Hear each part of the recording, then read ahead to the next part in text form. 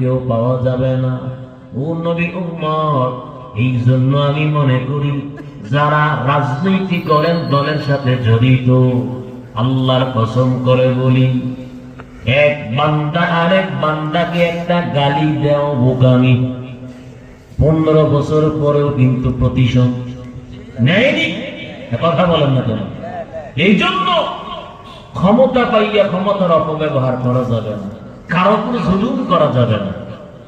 যদি আপনি কাউকে একটা গালি দিয়েছেন ক্ষমতা পাইয়া, কাউকে একটা চর দিয়েছেন, 20 বছর পরে হলেও মনে রাখেন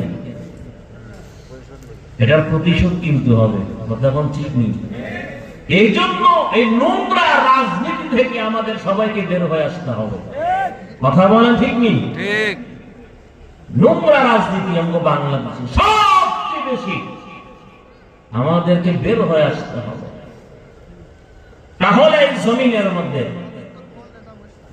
ইসলাম 100% প্রতিষ্ঠিত হবে, কোরআনের আইন এই জমিনের মধ্যে বাস্তবায়ন হবে। কথা বলে ঠিক না ঠিক? এই দেশের মধ্যে এই মুহূর্তে যা অবস্থা, আইয়ামে জাহিলিয়াত থেকেও এই বাংলাদেশে বর্তমানে আর নিকৃষ্ট জঘন্যতম কাজ চলতেছে। কথা কোন ঠিক নেই। আল্লাহ যেন আমরা এই দেশের জন্য একজন ইসলামিক রাষ্ট্রনায়ক যেন আল্লাহ কবুল করে করে আমিন।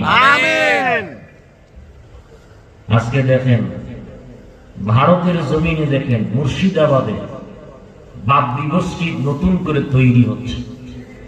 অবশ্যই তাদের দিলের মধ্যে ইখলাস ছিল, তাদের মধ্যে একতা আছে, এজন্য আল্লাহ তাদেরকে বিজয়ী দান করেছে।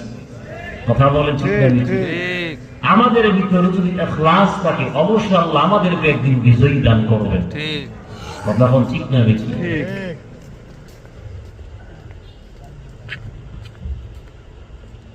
আমার আপনার মায়ার নবী, রহমতের নবী, সরওয়ারে দু আলম, মায়ার নবী 1500 বছর আগে নবী হাদিস বর্ণনা করেন দুনিয়ার উম্মত।